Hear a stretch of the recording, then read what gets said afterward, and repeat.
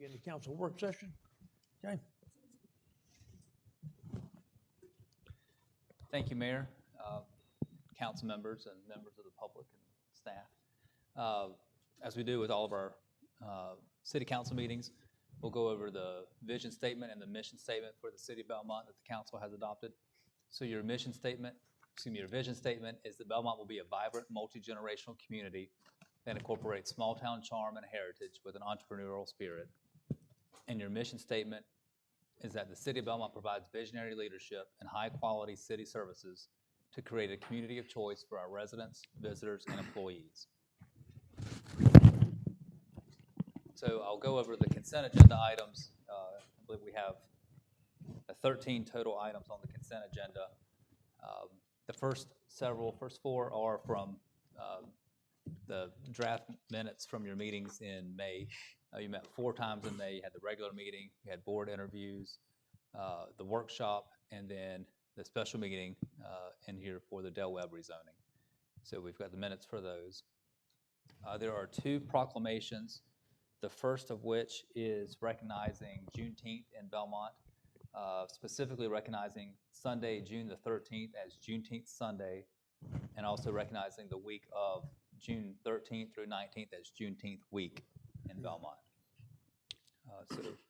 You've done this resolution or this proclamation for 10 years now, and it's kind of exciting that it's spreading across Gaston County, so other towns within the county are also adopting this proclamation. So that's good to see them follow our lead.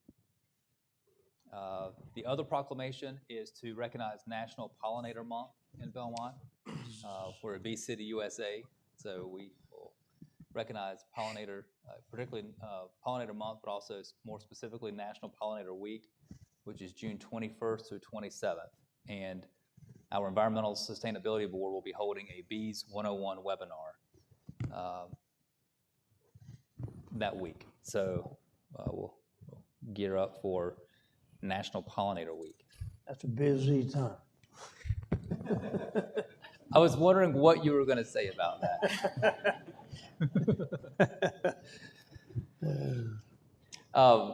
Also, we have several resolutions for your consideration. The first is to amend the meeting dates for 2021. When we did the meeting dates, I had Monday, July 5th as your meeting date. That's the day that the city is observing Independence Day, so we'll move that to Tuesday, July 6th. So that'll be at 6 o'clock in here. So please note for the public, don't show up here on the first Monday of July because we won't be here. It'll be Tuesday the 6th. Mark your calendars. And then we also have a resolution in support of the Charlotte Area Transit Service, or CATS, Silver Line project coming into Gaston County. You've been on record several times for this project. This resolution is similar to resolutions that other municipalities within Gaston County are considering through the meetings in May and June to give to the Gaston County Board of Commissioners and also to the Mecklenburg Metropolitan Transit Commission to show support for not only the project itself, but also to ask the Gaston County to come up with a funding program for Gaston County's share of the cost of the Silver Line. So we're asking through this resolution, Belmont, along with other towns within Gaston County, will be asking the Gaston County Board of Commissioners to come up with a federal, state, and local funding plan for the Gaston County portion of this project. And similar to a resolution that you approved last month, we have another group of companion bills working its way through the General Assembly that would affect local authority, this time for tree preservation ordinances. So North Carolina House Bill 496 and Senate Bill 367 would strip away our authority to regulate trees on private property, including our tree preservation ordinance, if it's approved. I believe this one did make it through the crossover date, so this is still an active, viable bill.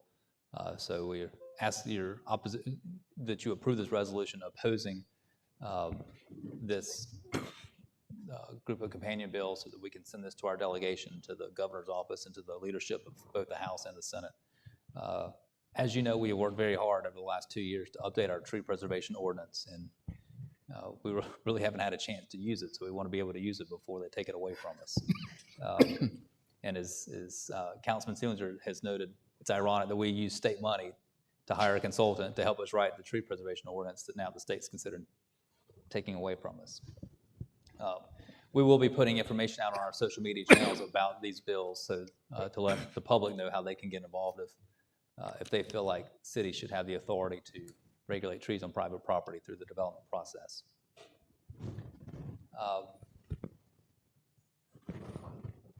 We have 2 similar resolutions for public hearings. These are both related to the Woodlawn Industrial Park development, and it is to close a portion of Acme Road and a portion of Casson Street that were approved with the rezoning from, I believe, 2019. You've previously closed a section of city streets. These are both sections of NCDOT roads. We've been working with NCDOT and Gaston County on the process to use, and NCDOT would prefer that we go through the traditional city street abandonment process. So we'd like to hold the public hearing for the closing of the portion of Acme Road and a portion of Casson Street at our July 6th meeting. And then finally, on the consent agenda, we have 2 similar items. The first is approval of a project ordinance for the Blue Zone Trail construction at Rocky Branch Park. You awarded Nature Trails LLC the contract for this project at the May regular meeting. And we have funding available in this year's budget for that project, but they're not going to get finished by the end of June. So in order not to have this come out of next year's budget, we'd like to approve a project ordinance which allows us to pull the money that we have budgeted this year into the project ordinance so that it can carry over and transcend the fiscal year.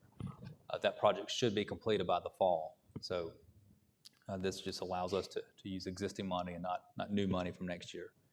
And then similar, the item 13 on the consent agenda is approval of a project ordinance for the Belmont Skateboard Park.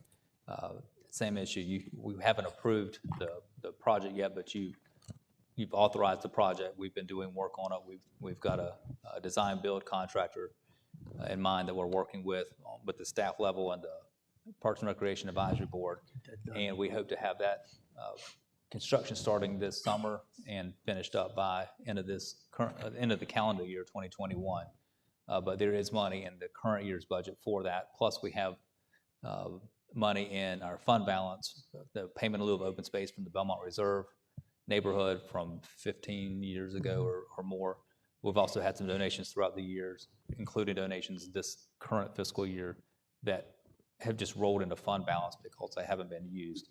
So we'll pull those out of the fund balance to pay for the project. So that way the money is dedicated for the Belmont Skateboard Park and doesn't affect next year's budget.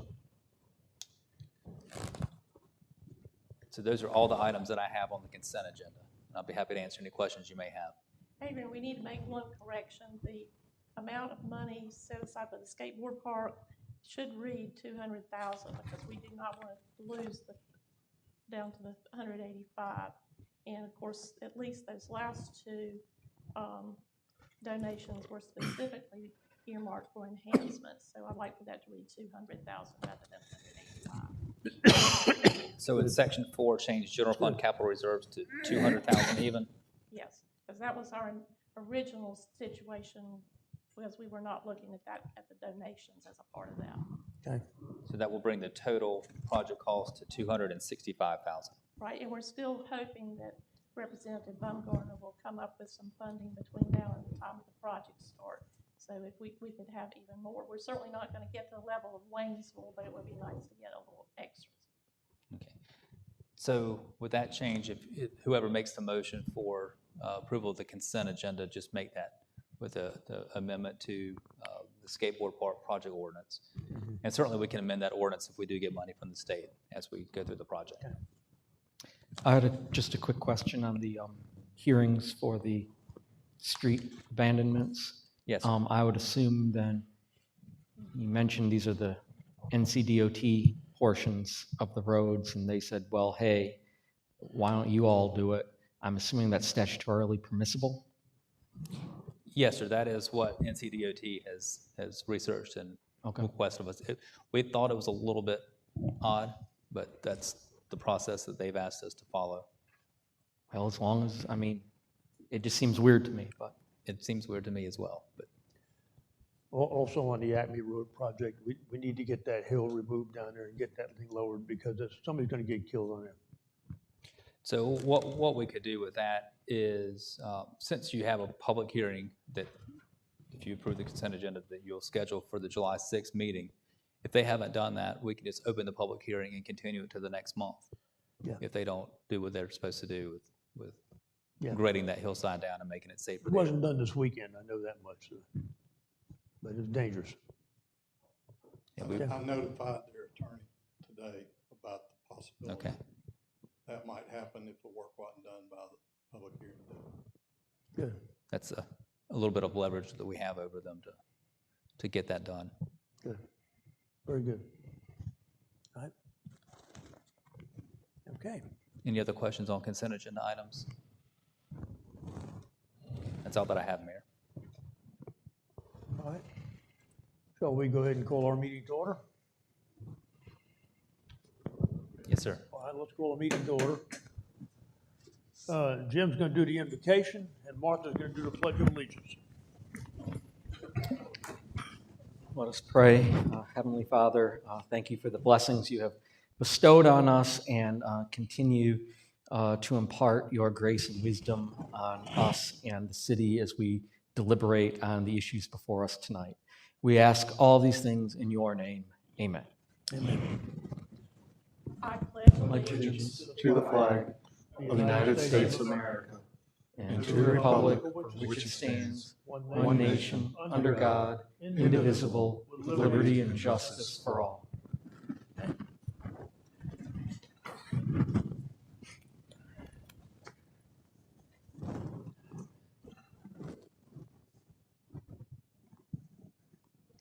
All right.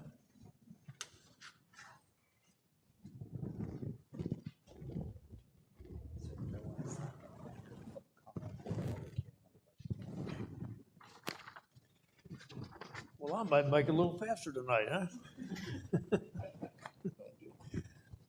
All right.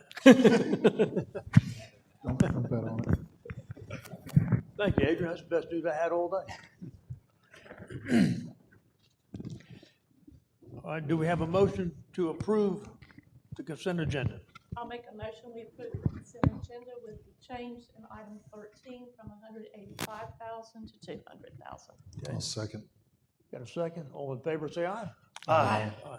Consent agenda is approved. Let's begin. Nobody has signed up for public comments, so that's a good thing. On the agenda, the public hearing on the proposed city budget for the fiscal year 2021-22. I'll make a motion, we go into public hearing. Motion to go into public hearing. Have a second? Second. Second. All in favor, say aye. Aye. All right, we are now in public hearing, and I don't believe anybody signed up to speak, so that's a good thing, but So does I will, anybody have any? well, I'll give the presentation unless you just want me to forego the presentation. But I worked really hard on it, Okay. so I'd like to at least say something about We it. wouldn't want you to be disappointed, Adrian. No. This will be an abbreviated version of the budget discussion, budget public hearing presentation, because you've all heard this multiple times, and most of the folks in the audience have heard it multiple times, and I'm sure the millions of people that watch our meetings on YouTube have seen this, so I won't go over everything again. But I do want you to know that both for the mayor and the council and the public and staff, that a lot goes into preparing a budget for the city. You had the planning retreat back in January. The department heads submitted all their requests and all their information. You held a workshop on March 22nd.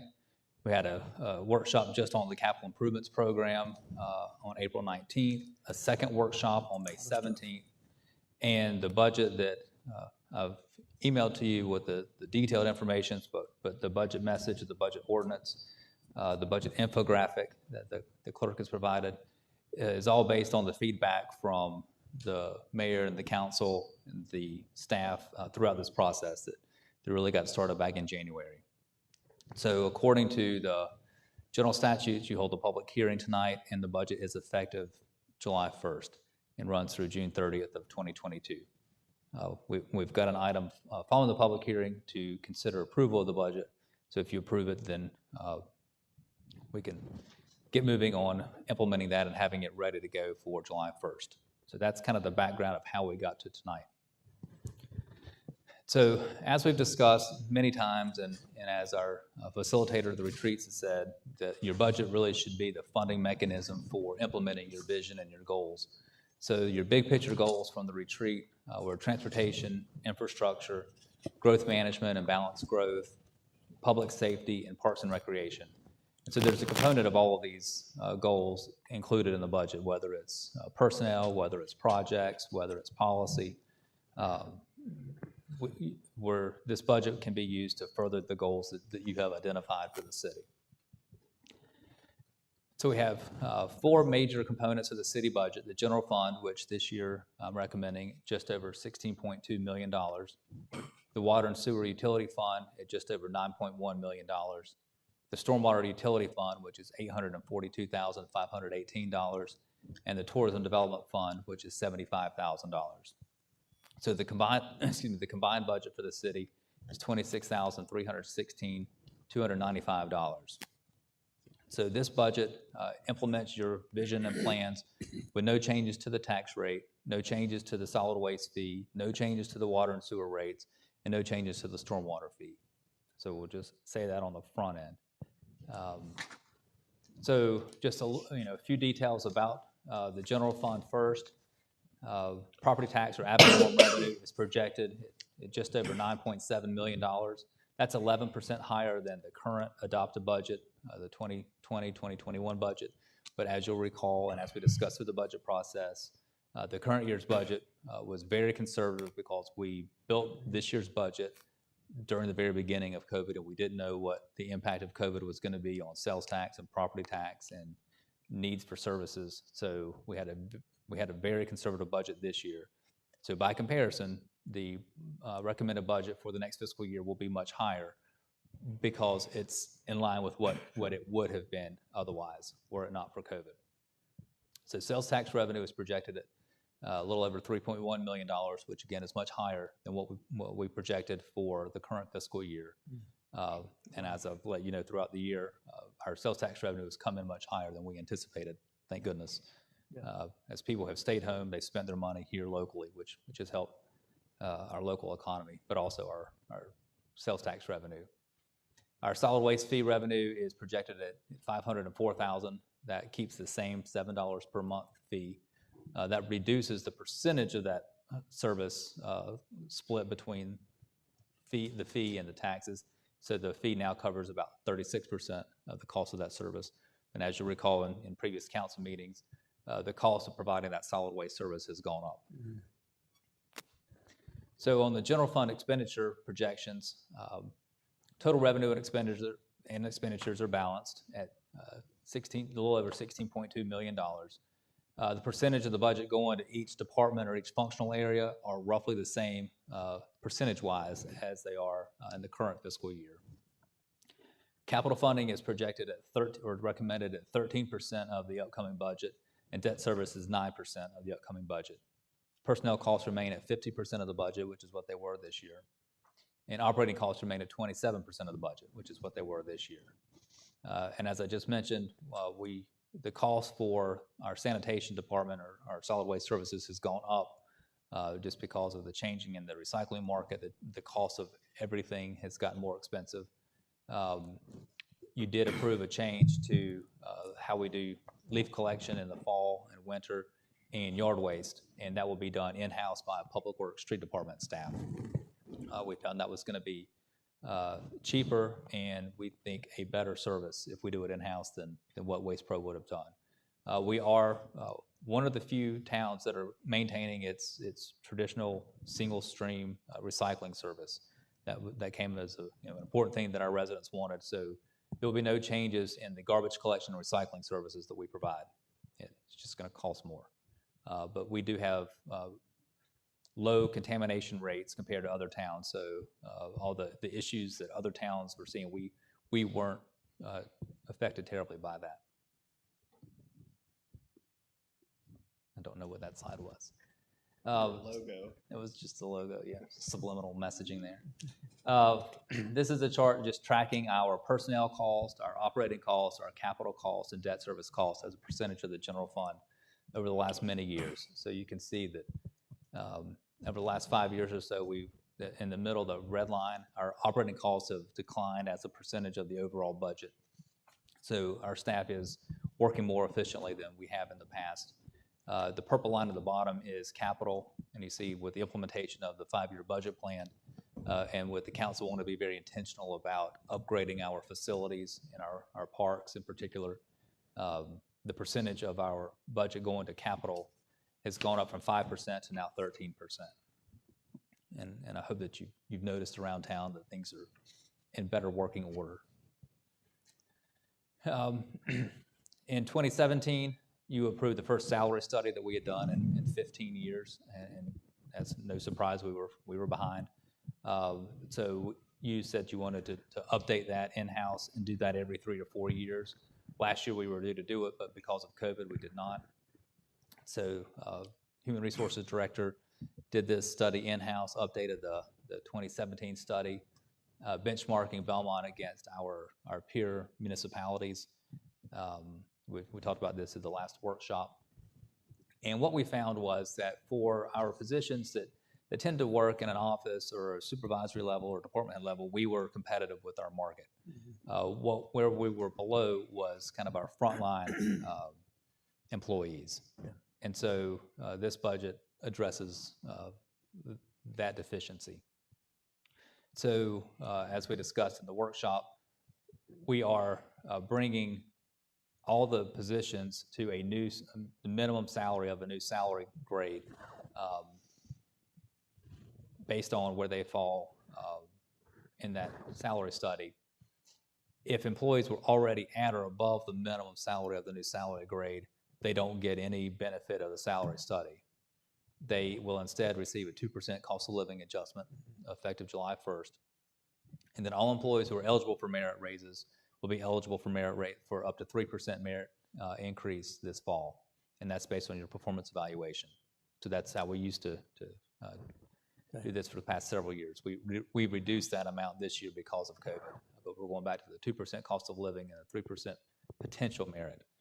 So you could either get a 0% merit, a 1%, 2%, or 3% merit, depending on your job performance. And so by implementing the cost of living adjustments and merit increases, we've been able to keep our salaries at least competitive for the most part with our market, as everyone else is adjusting. So the total cost of implementing the salary study is just over $175,000. That's $92,000 or almost $93,000 in the general fund, nothing in the stormwater fund, and a little over $82,000 in the water and sewer fund. And all the costs of this are included in the proposed budget. And so when you break that out by department, we see that one of the biggest beneficiaries of the salary study is the fire department, because the salary that we were paying our firefighters is well below our competitive market.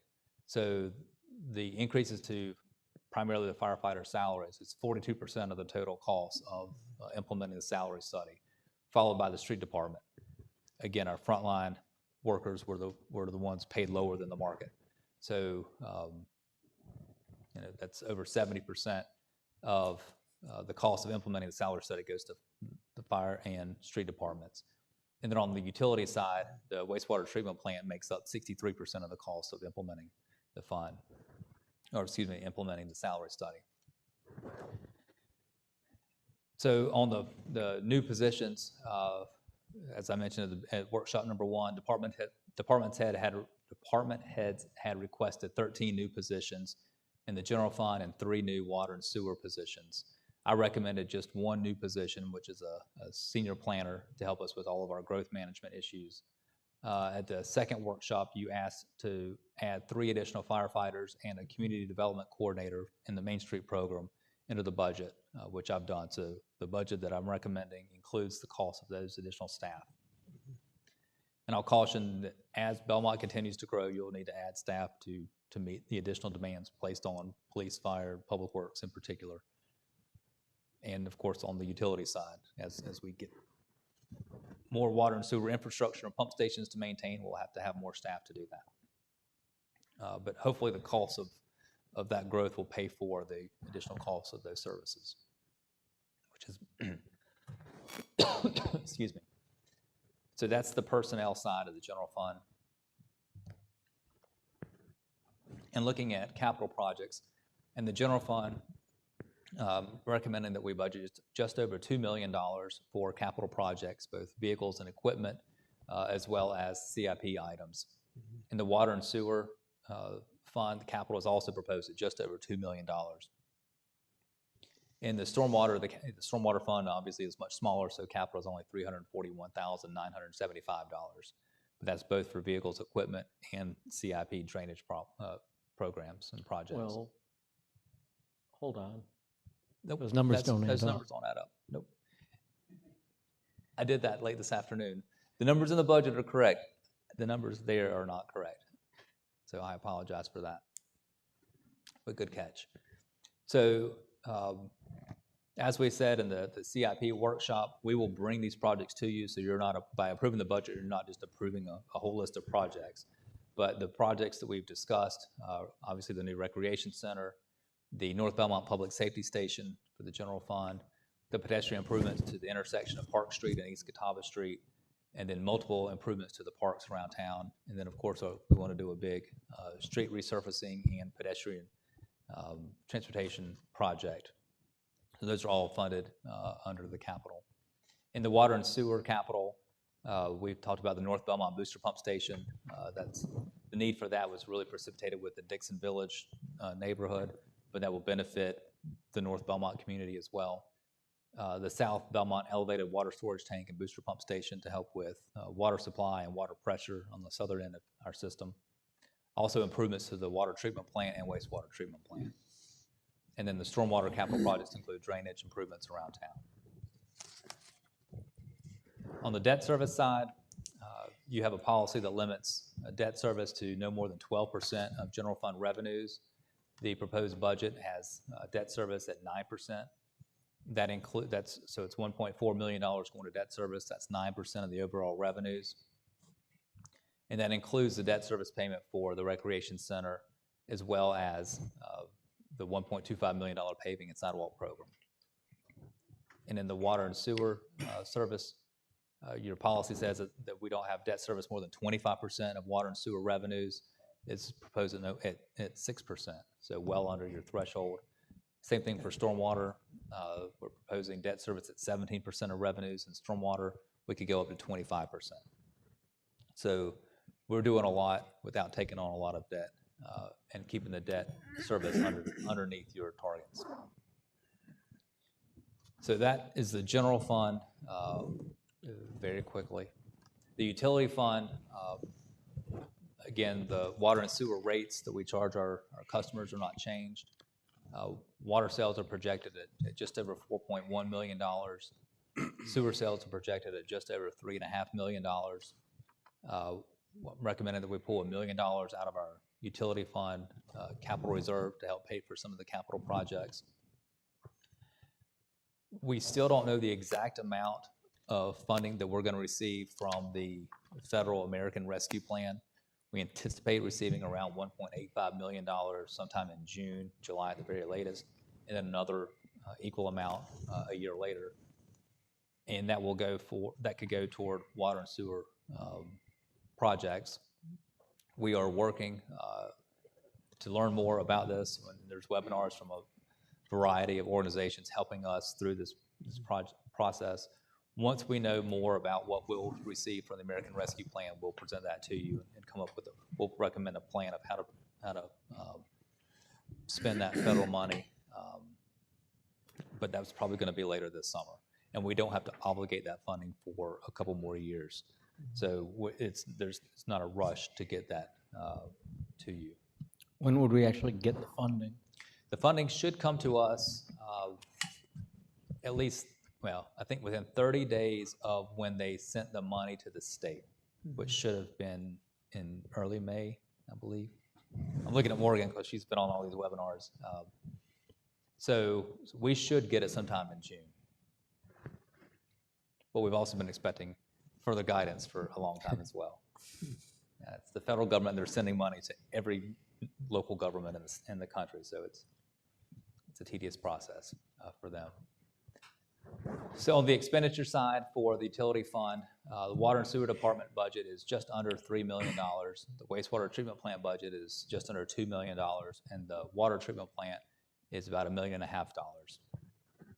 And again, this is a similar proportion of the budget as it was last year. Stormwater, the stormwater fee is remaining the same at $5 a month per customer. That brings in approximately $518. That's a 5% increase over the current year, just based on the increase in number of customers. And again, you can see how this is broken down, and capital costs are just under 50% of the total cost of this fund. But the rest are used to implement our MPDES permit and to follow our stormwater rules. Could you find out if the change in the increase covers the change in the personnel costs? The change in which increase? The 5% increase based on growth. Yes, the personnel costs are included in the stormwater fund. Yes, but how much did the personnel costs go up? I can get that information for you. Yeah, Yes, I didn't it expect wasn't you to much. have it. I was just, because we had asked, you had mentioned before if the growth was maintaining the cost of personnel. So And the this would be a quick example just to extrapolate Yes. to see where it would fall in. so the increase. So we have two positions in stormwater. They're both at least at the market, if not over the market. So they did not get anything from the salary studies. They would get the 2% cost of living adjustment and up to 3%. So potential and up to 5% increase in personnel cost. There should be a way to do it from each department, just to kind of Yes. look at it. And Just- I've got that data. I'd be curious to see it. Sure.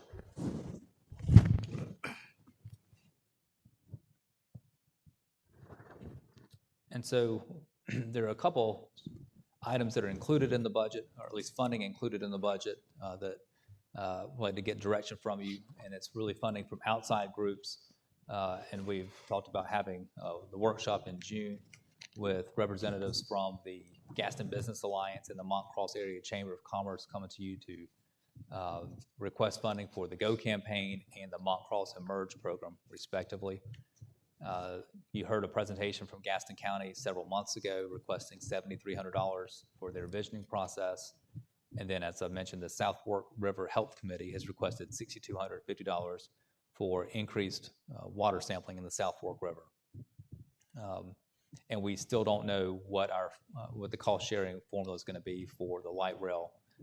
Again, the resolution that you approved earlier in the meeting will ask the county to come up with how we're going to pay for our share. So there is no funding for the light rail included in the budget. So the Gaston County, or the GBA and the Montcross, that's going to be at our workshop, those requests Yes. later this month. This visioning money, I mean, we keep saying they've requested it, and when should we make that decision? I did not include any money in the budget Oh, for okay, that. well, that's fine, because that seems like that will be the decision. So I did not hear any support for that at that meeting or in subsequent budget workshops. So I No. did not include that. Okay. They have not made the formal request after the meeting where they presented to us, but if it's okay with the mayor and council, I'll politely decline that request. But you will hear there is money in the budget for the GO campaign if you so choose to fund that again. But again, Patrick Mumford will come and speak on behalf of the Gaston Business Alliance for that. I do not know how much the Montcross Area Chamber of Commerce is requesting for its Montcross Emerge program. I indicated that we would be happy to provide staff support. Our Main Street program has done a great job working with our small businesses, particularly downtown, helping them emerge from the pandemic, which is sort of the point of the Montcross Emerge. So I'm not sure what else we need to do. Be interested in finding out what else we can do that we're not already doing. But you have a presentation on that at the June workshop. Do you have anyone lined up who wants to give us money besides the federal government, I guess? Yeah, President Biden and Congress want to give us money, but they're the only ones. Everyone else has their hand out. So Not their money. we will see. Yes, they take it from us and they give it back to us. Or maybe full circle there, but stopping at this layer. So in summary, the financial plan that you put into place several years ago is working. Our tax base growth has outpaced our population growth. So we are receiving more money than from the new growth. The growth is paying for itself so far. You've been very selective and this is probably not a popular thing to say in the Facebook world, but you've been very selective on projects that get approved. We work on them for a long time to make sure that they are good quality projects that not only fit within our community, but also are a net contributor to our budget. So because of the work that you've done over the last several years, we're able to implement your vision and your goals and your plans without increasing the tax rate or our fees. There are a few fees in the fee schedule that are increased, but those are primarily optional user fees for people that utilize the engineering department, the public works department, the planning department. So just covering the additional cost of providing those services to us, and that's for permitting fees and things like that. But the fees that an average resident will pay will not increase this year in this budget. So I do recommend that you approve the budget ordinance for fiscal year 2021-22 and the associated documents with it. I just want to make a comment. I appreciate all the hard work the council has done on this budget. A lot of discussion, a lot of implementation that we had to go through. And it's just great to see the team working together like that. I appreciate that. And I'd like to make a comment as well. Most of you were not at the budget meeting that we looked at possibly doing a tax decrease. If we had done that, it would have saved homeowners from $20 to $100 a year.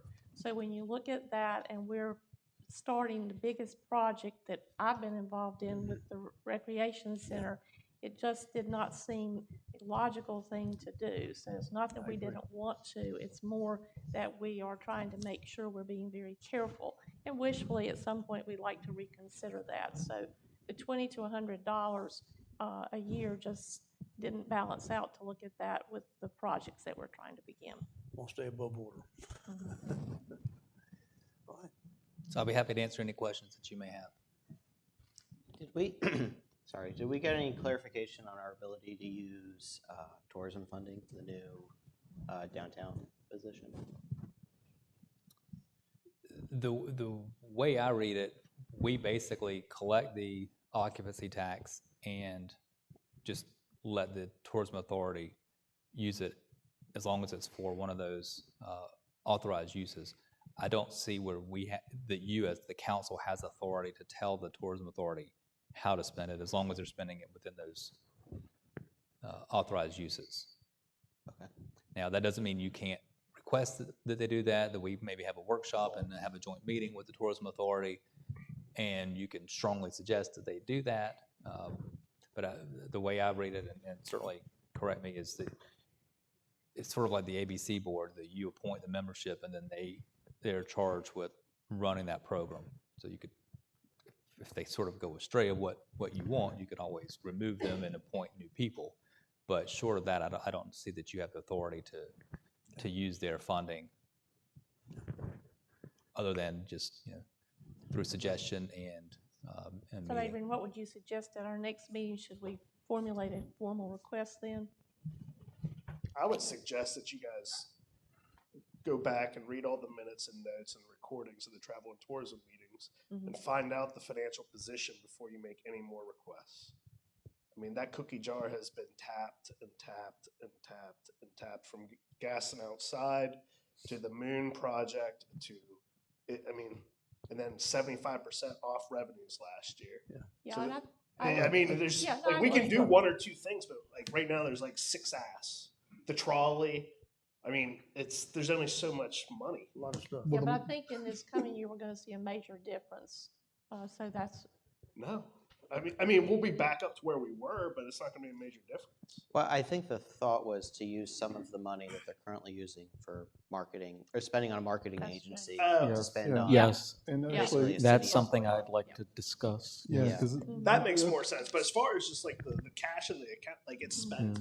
Yeah, so it'd be really more a reprogramming of Okay. funding Yes. rather than. the discussion was to kind of redirect the money that was going to Lyerly Agency to bring fund a person in-house, staff position.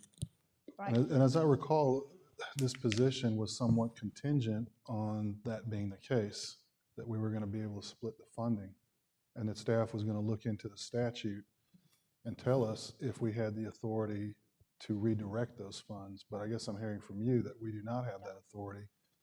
We have the authority to ask, but not to make that move ourselves. Yeah, that So- makes more sense.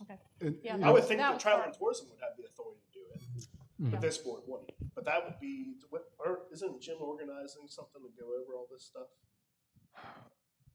Yeah, as far as the marketing, I don't think there's been any real discussion about any changes to how we conducted business as usual. And the issue arises, I mean, you know as well, they give us like 8 hours a month.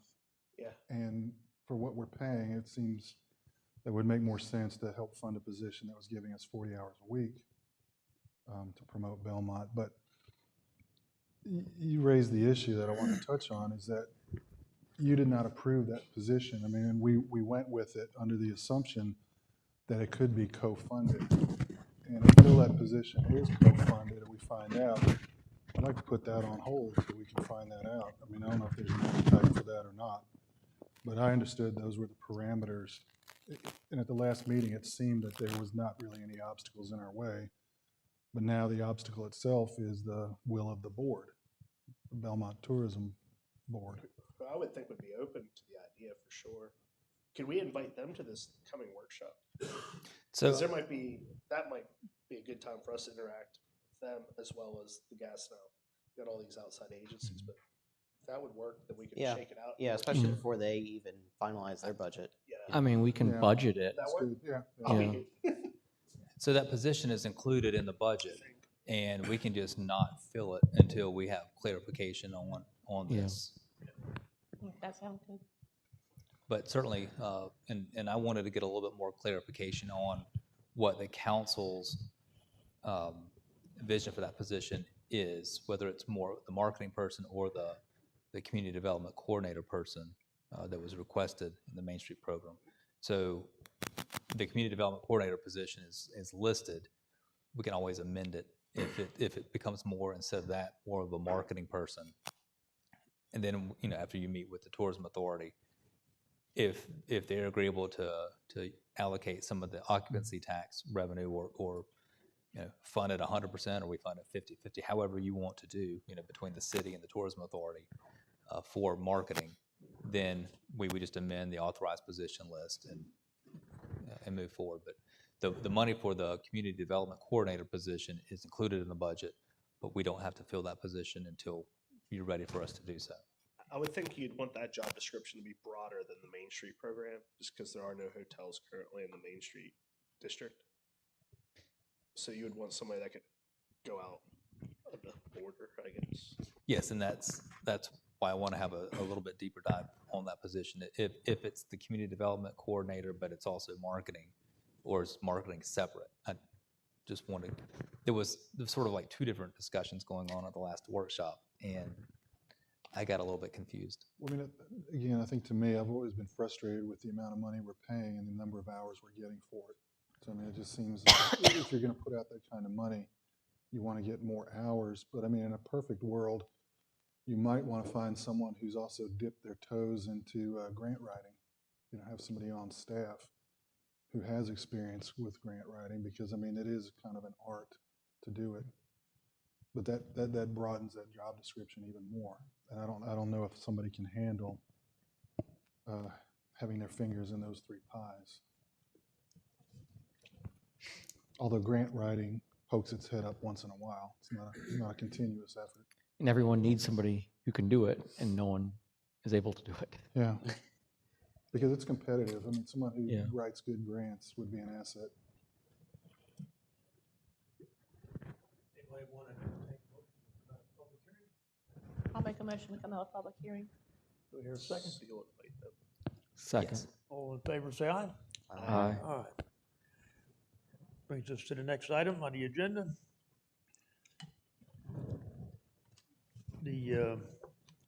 Consider the adoption of the ordinance approving the city budget for the fiscal year 2021-22. And before we make the, approve that, I know you've given your input on the budget, but I mean, as a finance director, got any comments that he would like to make on the budget, whether he concurs or how he feels about our budget at large? Langston?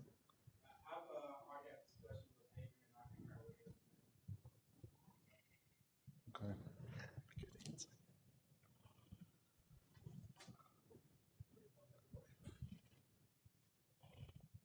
I'll make a motion, we approve the ordinance approving the city budget. I'll Okay. second. Second, all in favor, say aye. Aye. Motion carries. Next item on the agenda. Thank you. Thank you. Thank you for all your hard work, too. It was a team effort. And Langston, too. Mr. Mayor? Yeah. Before you go to the next item, the clerk pointed out to me, we're still getting used to our new procedures. We never made a motion to set the agenda, so would you allow someone to do that? Take a Sure. motion and say- Absolutely, yeah. So for the record. Move to move to set the agenda. Second. All in favor, say aye. Aye. When did that start? Thank you. That's part of Jim's rules of procedure. Jeez, Joe. You wrote the rules. That should be an automatic motion and second. Item number 4, That's our legal department. consider the approval of an amendment to the developing agreement with Northwest Lake Wiley LLC. Steve Pinchot here? No, sir. Okay. So this comes to you as a follow-up from action that you took in September of last year to settle some impact fee lawsuits with home builders in the McLean neighborhood. Some of you will recall that the council approved a development agreement with NW Lake Wiley LLC back in 2013. In big picture terms, the developer, NW Lake Wiley LLC, was to build a certain amount of infrastructure, water and sewer infrastructure, pump stations, to get water and sewer services to the site where McLean is now, and to upgrade some off-site utility improvements. And so they did that at their cost. Instead of also charging them impact fees, which we did at the time, the council credited the impact fees they would have had to help offset some of that cost. And the council agreed through the development agreement to receive or collect the system development fees that all the home builders would build throughout the project in McLean. And on a quarterly basis, the developer would request reimbursement from the city for those system development fees up to the point where they covered all their costs for infrastructure. And so that has worked for the last several years until last year, when some of the builders were, as you well know, have been challenging impact fees and system development fees.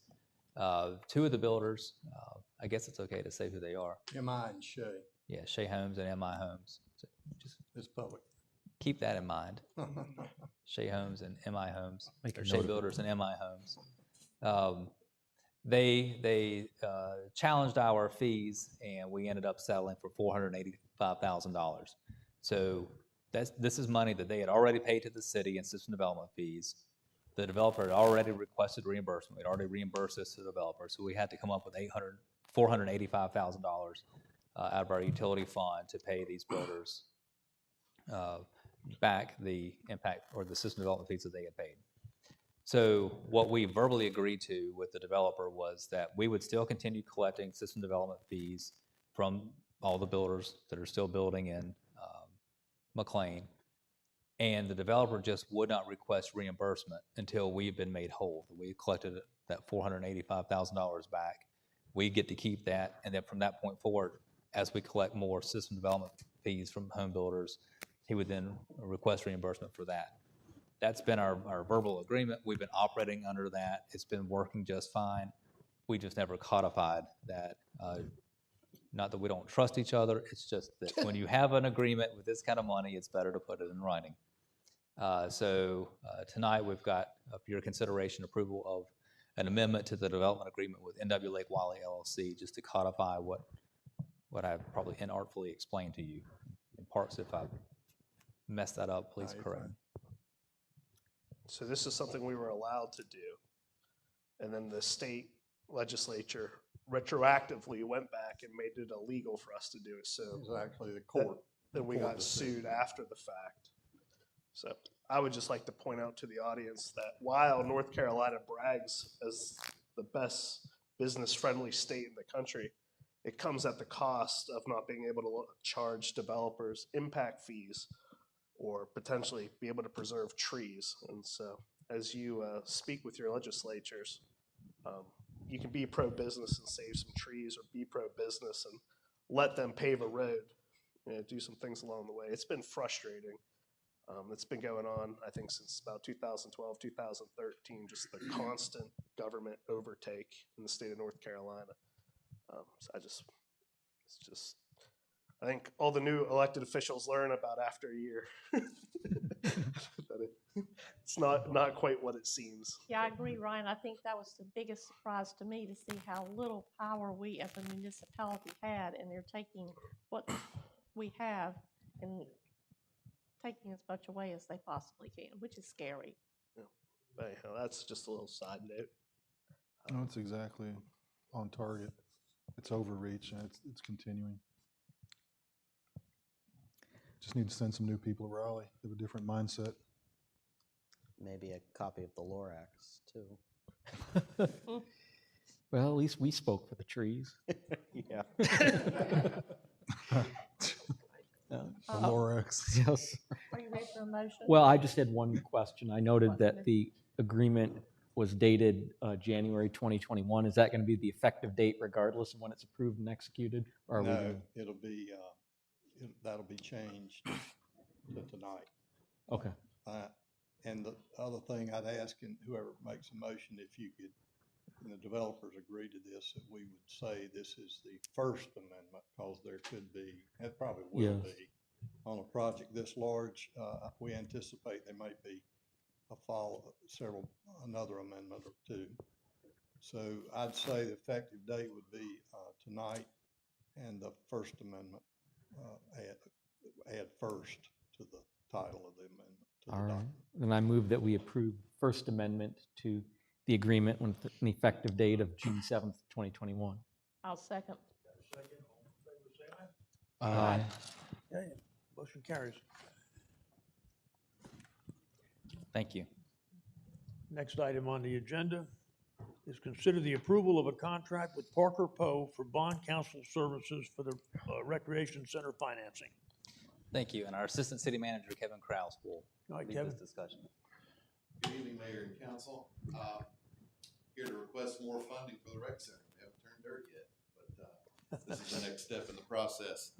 So this is seeking approval for an agreement with Parker and Poe to serve as our bond counsel as we go to seek financing for the rec center.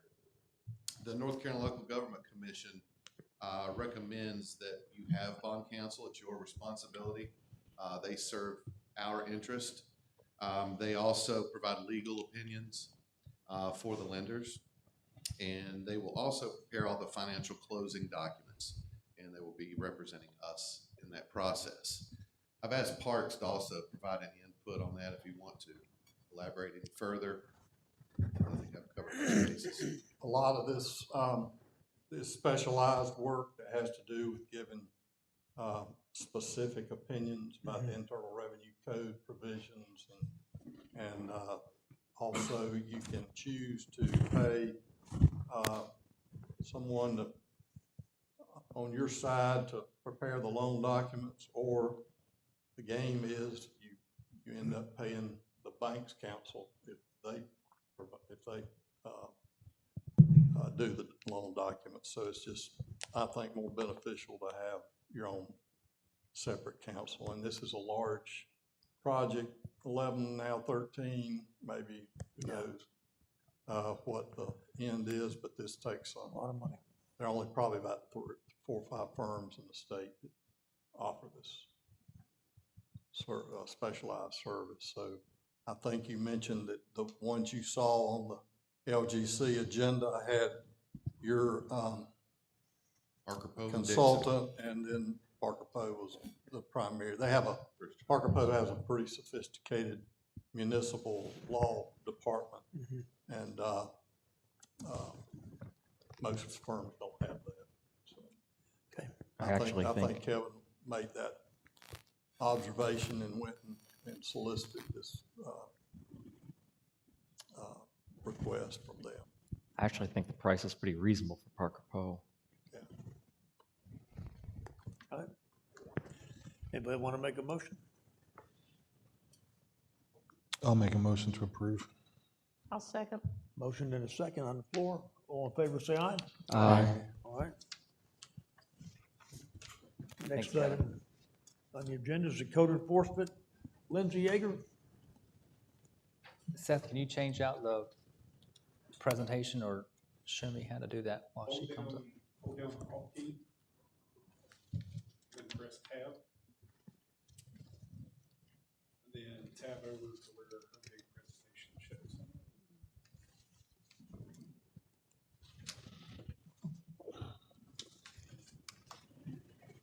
That work? And then you should be able to click the presentation icon. I think I did it. Good job. Thank you.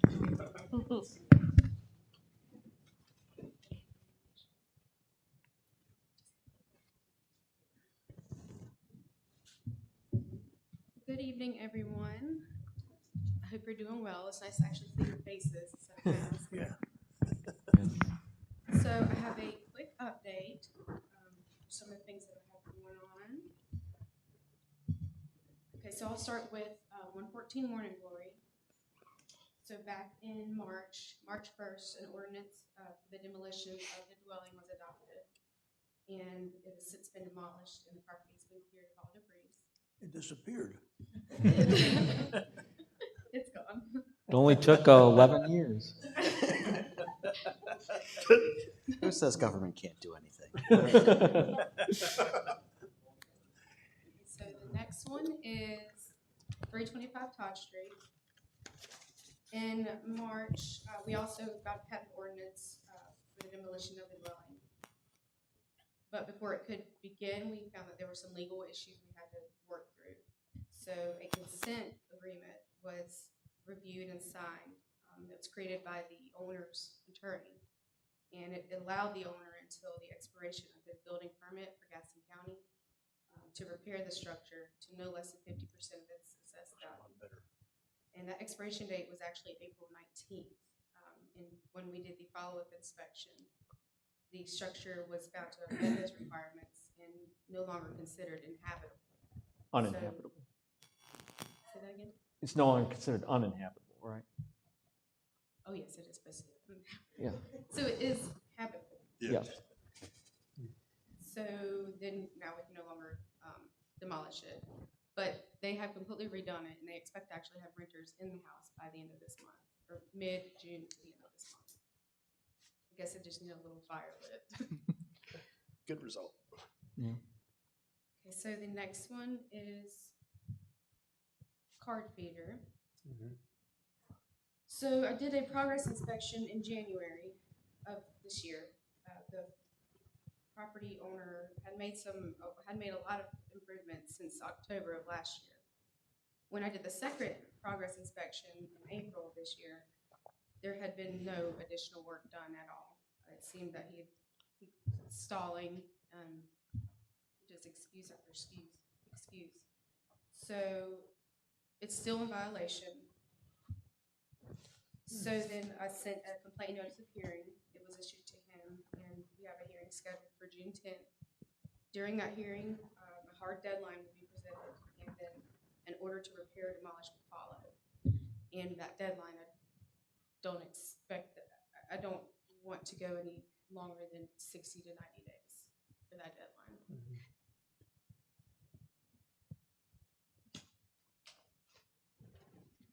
Have you been in any communication with anybody from there at all? I've been speaking with the owner frequently. So the next one is 305 Divine Avenue. We did a follow-up, or we did an inspection, and the dwelling was found to be dilapidated and unfit for habitation. A hearing was held without the owner. He didn't show. So then he was issued an order to repair and demolish, and he has until the 24th of this month to bring it into compliance, or to demolish and clean the lot of all debris. But he was served, because it seems like the standard procedure with a lot of these is we find the conditions violate minimum housing standards, we issue the notice, we go through the procedures, you bring it to us, we vote to demolish, and then all of a sudden, well, no one told me, no one gave me any notice, and I'm assuming we followed all Yes. due process requirements. Okay. They've been fully followed through it. Okay. The way it is, nobody could live in there anyway. No, There's no absolutely way you not. could live in there. It's in really bad shape. So the next one is 212 Nixon Road. Wow. This one's also in pretty bad shape. We did an inspection. The dwelling was found to be dilapidated. The owner was issued a complaint notice of hearing, and we have a hearing scheduled for the 18th of this month. And then once we have the hearing, an order to repair and demolish will follow. And then same process for the next one on 904 Lake Street. Conducted an inspection. It failed all code requirements. The owner was issued a complaint notice of hearing, and we have a hearing on the 16th.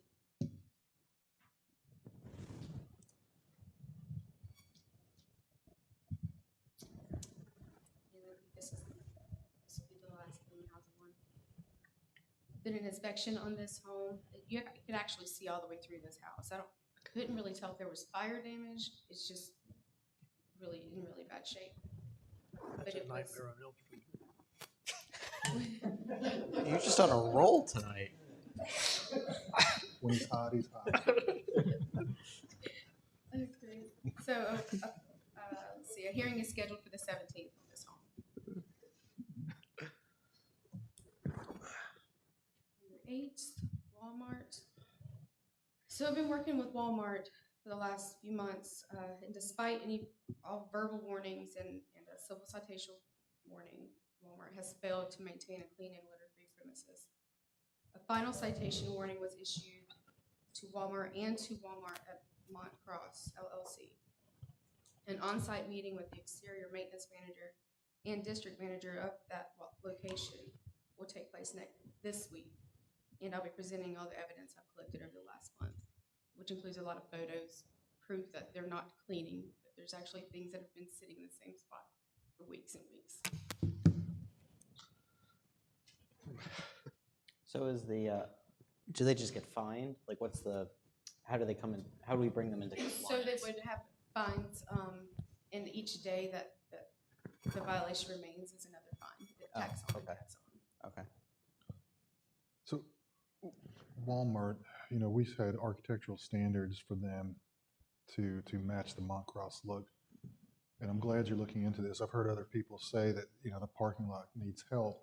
And it is, the asphalt is cratered everywhere. Trucks have been going over these and putting divots, huge divots, where they're turning the corners. There's no mulch. I mean, No, it's it is bad. Gastonia looks better. Does anybody from the Abbey know about that? They do. They do? I've been talking Okay. with Bill Okay. Monroe All right. as well. can they exercise the leverage needed So as a property owner? it brings me to my next slide, which is also Belmont Abbey properties. So their properties, they have several properties around that have been, a lot of homeless people have been staying there. And we've done our part in getting the homeless people out. But I've been working with Bill, and I've given him, given him several photos, detailed maps of these locations,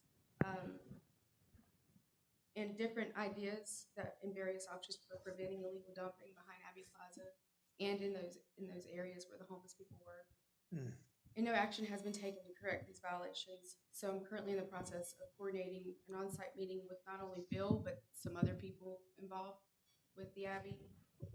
And I'll actually give them a final notice of violation in person instead of mailing it. Do we need to strengthen our ordinances to deal with this, increase our fines? I mean, do we have a big enough, we've got the carrot, do we have a big Right. enough stick? Right. I've actually been looking into that. I feel like possibly one day if we increase those fines, it may have a bigger sting and impact on them possibly complying. What are the fines right now? It's $50. Oh, Lindsay, did you talk to Bill Monroe? Yeah, she said she did. $50 a I'm day? speaking of them. $50 a day? $50. It could range between. It depends on exactly what the violation is, but generally it's $50, and then you have a certain amount of time to come into compliance, and then if you don't meet that, then it'll be $50 each day that the violation remains. is there a cap? I vaguely recall something about that with the I don't Wilkinson property, but, believe there's a cap. okay. I mean, that seems like a small fine for a major corporation. I mean, I would just, you're hitting me $50 a day versus the thousands of dollars to pave a parking lot or do that. I just swat it away like a fly. I wasn't paying attention to it. Right. I mean, I don't think that's got enough Yeah. teeth Why don't, to warrant any action. why don't you email somebody that you know and tell them that Bill Monroe won't respond to her? I'll go see him. I'll go see him. That's how I Seriously. handle it. Go tell them that Bill won't respond to her. Yeah, I'll tell them the situation that we have right there. It's pretty The rough. homeless situation is a very difficult situation. I Definitely. know that. I understand that. I mean, do you have any latitude as far as public health concerns or safety with things like that that can move you into a different arena as far as taking action? Potentially, there are some. When I find these places, I look for like possible needles, like things that could be hazardous to, come across if someone was running through the woods. Haven't actually been able to find that, but I mean, there are some have like bottles of urine and things of that nature, and it could be something that I may be able to use for that. That would seem to be some kind of biohazard. Wow, yes, correct. Maybe before we issue other property to be developed that they have, we could ask them to clean up their current property. One thing about it, Lindsay, it's better than Seattle and Portland. Well, That's pretty bad over there. true. 10 cities.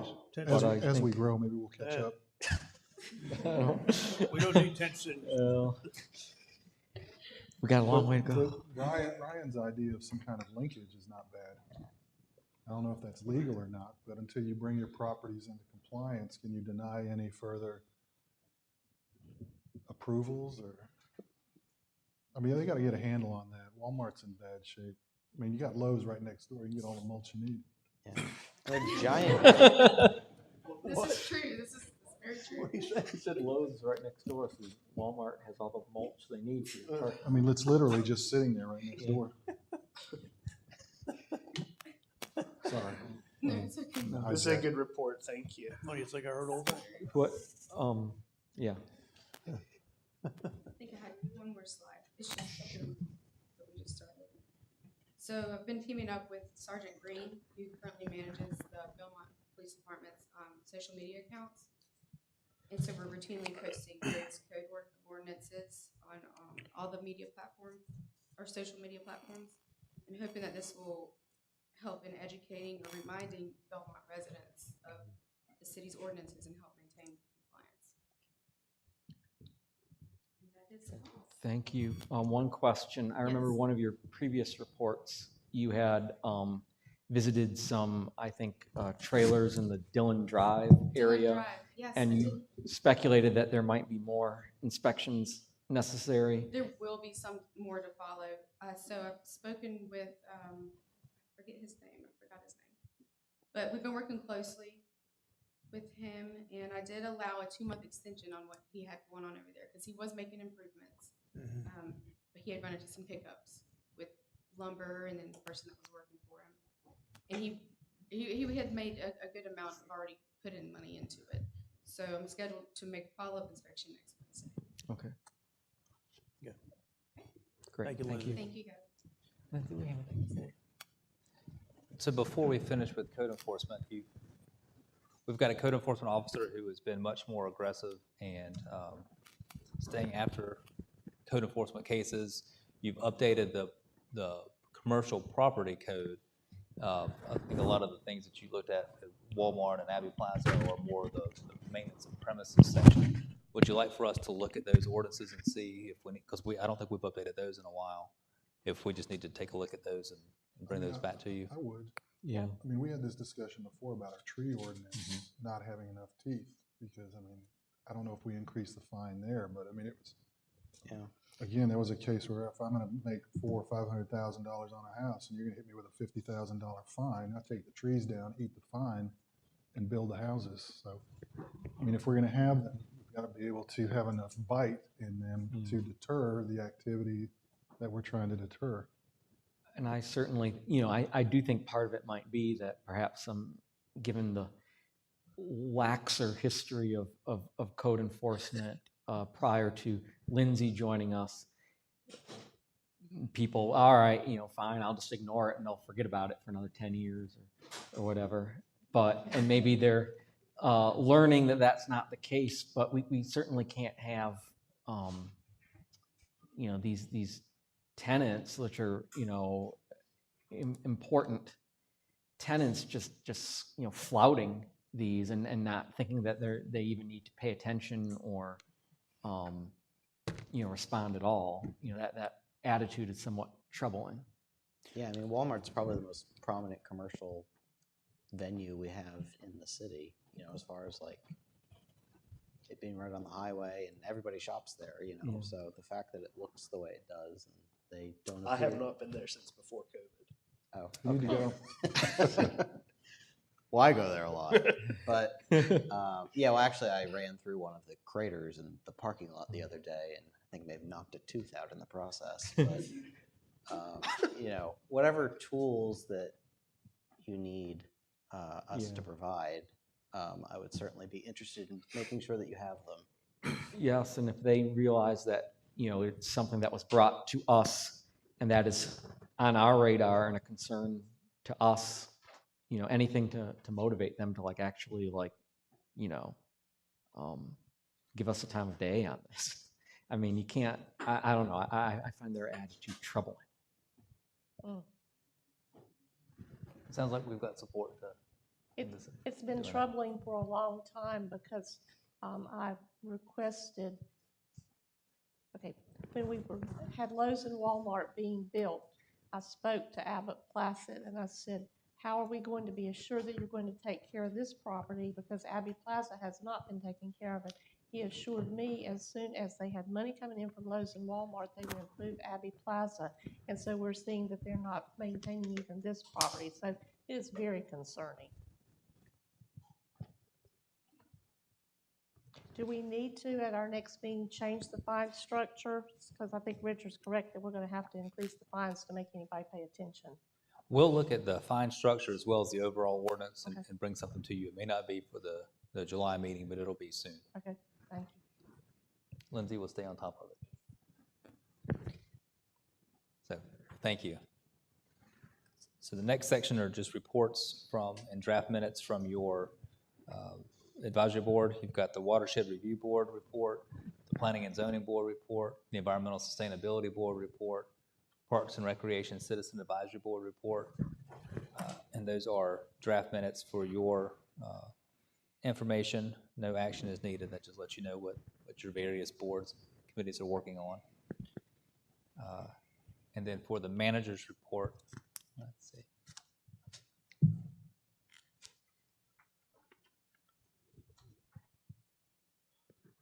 No, too far. There's a gremlin in this PowerPoint. You've got several, you had several meetings in May, you'll have several meetings in June. We're going to hold our first community meeting at the Aberfall neighborhood this Wednesday. I had sent out that it would be at 5 o'clock. We've had a request to move that back to 6 so that more of the residents of the community can make it, get back home from work. This at 6 o'clock. And Jamie, where specifically within the neighborhood are we meeting? So it's right near the Department Leasing Center. It's the original building that's still there from the mill, right at the front of the development. You pull in it, kind of like right in the center. So they're having food trucks. This is part of a social that they have planned for the neighborhood anyway. So we're just adding the townhomes and residents to it. So they'll have the lobster food truck, that main lobster food truck that will be here. And depending on weather, we'll look at, they don't have a really large indoor space, so they might have to reschedule if the weather doesn't look good. So we're going to crash their party. According to their people, they're really looking forward to being able to talk to you guys. Good, good. So that'll be, and this will be a public meeting, so everyone is welcome to attend. So this will be for the residents of the Aberfall neighborhood, the apartments, the townhouses, and the existing community. Now that construction has been complete for a little while, we want to see how things are going, and this will be a good opportunity for you to explain what's going on with the city, and then get some feedback from residents, and then we'll, depending on how this goes, we'll take it around town to other neighborhoods, other parts of town. Is that just going to be the residents of the Aberfall townhomes and apartments, or also the surrounding neighbors? And the surrounding, yes, sir. So that's this Wednesday at 6. Next Monday, the 14th at 4 p.m., we'll have our next round of board interviews, and that'll be here in person. So we still have, so we did some virtual interviews last month, so we'll continue those next Monday. As we mentioned at the beginning of the meeting, the Juneteenth celebration is on Saturday, June the 19th. There's several virtual events that week, but then we'll have an in-person event on Saturday the 19th in Stowe Park. The workshop for June, as I mentioned, will be Monday the 21st at 4. Councilman Turner and then Councilman Strift had mentioned maybe going back to City Hall for some meetings. This might be a good opportunity to test out City Hall now that we don't have social distancing requirements. We can have some people in City Hall and go back to the council chambers at City Hall if you're all agreeable. And again, invite the Gaston Business Alliance and the Montcross Chamber and now the Tourism Authority. Also, Kevin and I met with Jerry this afternoon to talk about the big paving program that you're wanting to do. If we have time, I'd like to give you some information, and then you can look at what we can afford to do on the paving program and which streets we would recommend paving, and then you could give us direction on that so that we can further develop that project. But that would be at 4 o'clock on Monday the 21st at City Hall if you're agreeable to that location. Also, we will need to hold a special meeting Monday the 28th at 4 p.m. For final budget amendments to the current fiscal year, the 2020-2021 budget. We could do that at City Hall if you would like as well, assuming that room is available. We'll check. What's that meeting going to be like? With just a couple amendments? Yes, just amending the current year's budget to, Can we move that to the 21st? we will try. Langston, did you hear that? Okay. Yeah, that's Langston will try Mondays to in a have row. that ready for you. It's not necessary. Because that's normal tradition. That's a very short meeting. Yes. And if we can tack it on to the 21st. That'd be fantastic. Okay. Then I like that idea. Who wouldn't? Everybody likes that. so I mean, Langston, as you- much as I like seeing everybody. 4 Mondays in a row.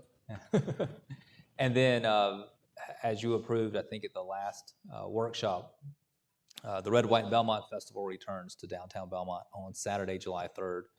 We'll have some activities in the park. We'll have a concert and fireworks that evening. So this will be our first big city event in over a year. So hopefully you'll be in town July 4th weekend and you can come to that.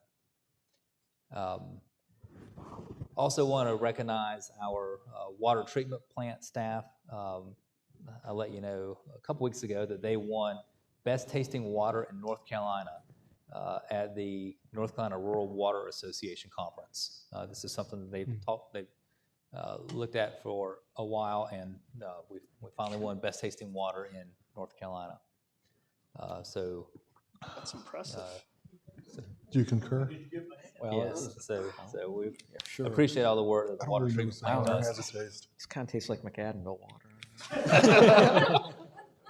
Let's give them a hand.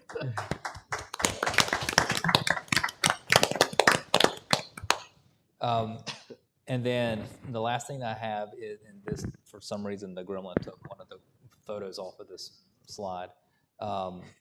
We had a request from NCDOT that came in late last week to reduce the speed limit on Belmont, Mount Holly Road from McCannville Road, just south of 85, up to the city limit line, just north of Woodlawn Street. That's currently 45 miles an hour, and they requested it be reduced to 35 miles an hour. And so they need concurrence from the city council if you're interested in reducing. It's basically just a little segment going over the interstate and in front of Belmont Abbey, and then up to the signal there at the gas station. If you're agreeable to concurring with that, then I can put that on for action at the July meeting. And then similarly, the design team from the new Belmont Middle School on South Point Road sent a request to NCDOT and to me late last week as well, requesting a speed limit reduction from 45 to 35 in the area on South Point Road by the new middle school. I believe the speed limit is 35 miles an hour down to Stowe Road, and then as you go south, you leave the city limits and it increases to 45. So they're requesting that it be reduced to 35 down to Bowen Drive. And then that would allow for a school zone, which further reduces it by 10 miles an hour during the school start and ending times. So it'd be 25. 25 at the beginning of school and the end of school day. So that is something that the request has gone to both the city and NCDOT. It's an NCDOT road, so I'm asking them to investigate it and make a recommendation. So that would come back to you for concurrence as well. And obviously, the school wants to get this done before school starts in August. So I just give you that as information. Sort of think about that over the next month or so, and let me know if you have any direction on that. So that is all that I have for the manager's report. All right, we'll start with other business. I have nothing. Mark? Three things. One, golf carts. I've spoken with Chief Hawkins. I appreciate that we've continued to put things out there. I'm noticing a lot of dangerous situations, people hanging off golf carts, them out at night with lights, which is not acceptable. So we may need to look at, I don't know whether we can fine people or what, but anyway, it's something that is very concerning from a safety standpoint. Green space is another situation. Adrian and I had spoken, and Shelley and I too, that we need to tighten up what we are allowing because we are ending up, particularly I noticed Belmont Crossings, even with what they have, there's probably not a place to walk your dog. So we need to tighten up what we're doing. And the last is the schools. We have some dangerous situations with regard to what we're looking at Page, and if the middle school does not do their situation properly, we're going to have people backing up unnecessarily. South Point, when I was there, we had Mike Holder come meet with us and figure out a plan. And so I don't want any of those dangerous situations. Page Elementary is totally unacceptable. And Chief Hawkins, I think, has tried to work with them, but we may need to get DOT involved and make sure they all have a safe plan for the students to be dropped off and picked up. That's it for me. I have nothing. Jim? Just one thing. in light of, our substantial discussion at the special meeting related to Del Webb and with, further projects probably several months at least away, perhaps we can take this time to get started on the stormwater amendments. And I know you said in your previous update that we need some guidance from people with more experience with that. But, I think we all expressed an interest in that so that we'd be ready for additional proposals that might come that would, be up on the river. So we might as well take advantage of this time. Adrian, I'm drawing a blank. The road that runs by Harris Teeter, is that Stowe Road? R.L. Stowe. With the advent of Del Webb being able to go by the South Point High School, I don't know if we can submit that road as a candidate project with the MPO, but that's going to be carrying a lot heavier load here in the future. Probably more than 2 lanes can accommodate. So when we have a meeting of our transportation board, it may be something we want to consider as a candidate project, is the widening of that road to Keener, because the flow is going to increase substantially. I know I beat this drum some, but with the House trying to take away all of our authority, we need to partner as much as we can with like-minded municipalities to retain as much local authority as we can. And our resolutions are fine. I don't know what kind of impact they have on our legislators. I think we need to get citizen support on this and formulate some sort of process or strategy to bring our citizens into this debate. And just spitballing quickly, I thought of our, keep Belmont beautiful or keep whoever beautiful. Maybe if they would partner, if they feel like things like losing our ability to control our tree canopy is something we want to maintain. Maybe sustainability boards could unite. Local chapters of national organizations. I don't know if Sierra Club comes to mind, but I don't know if that's in their purview or not.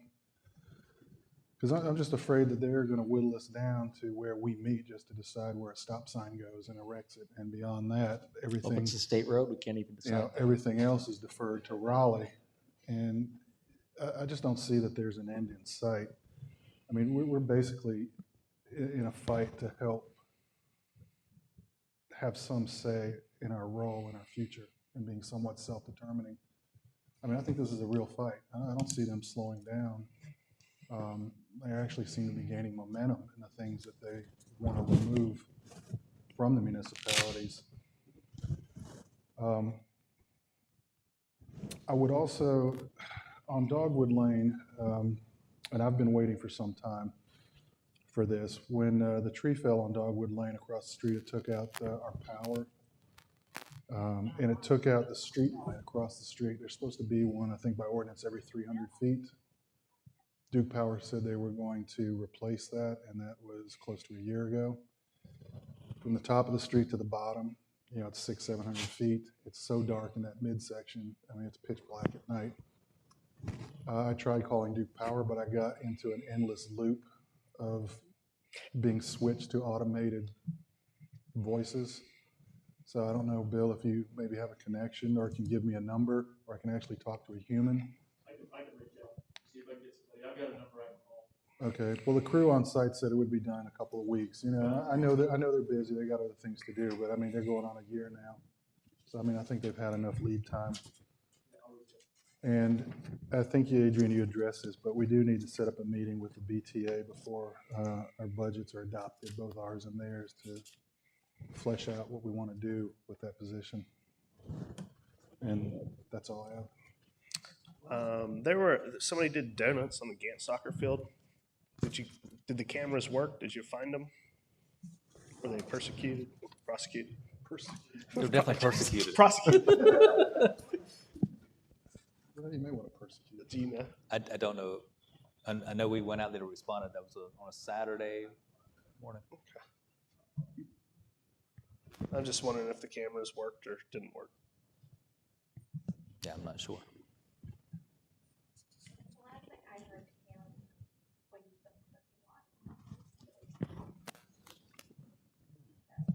So they did not work. They can Yeah. That's the question. Well, they were operational. They just didn't give you the information. you I needed. thought donuts was the reason why we put the cameras out there to begin with. I think they're playing at the playground. If they're pointing at the parking lot, maybe we could spot a truck or a four-wheeler going in relatively clean and coming out a little more spotty, do a little detective work on that. We'll get Columbo on it. One more thing. Yeah. We'll be going into closed session. We need a motion to go into closed session for a consultation with attorney, and I'd like to include Lindsay Yeager. I would move to go into closed session to discuss a pending legal matter involving the property at, was it 751 Todd Street, to include Lindsay Yeager pursuant to North Carolina General Statute 143, 318, 11A3. I'll second that. Sounds like an attorney. Very well-made motion. Do I have a second? Yeah, Richard yeah, said. Richard. All in favor, say aye. Aye. We are now in closed session.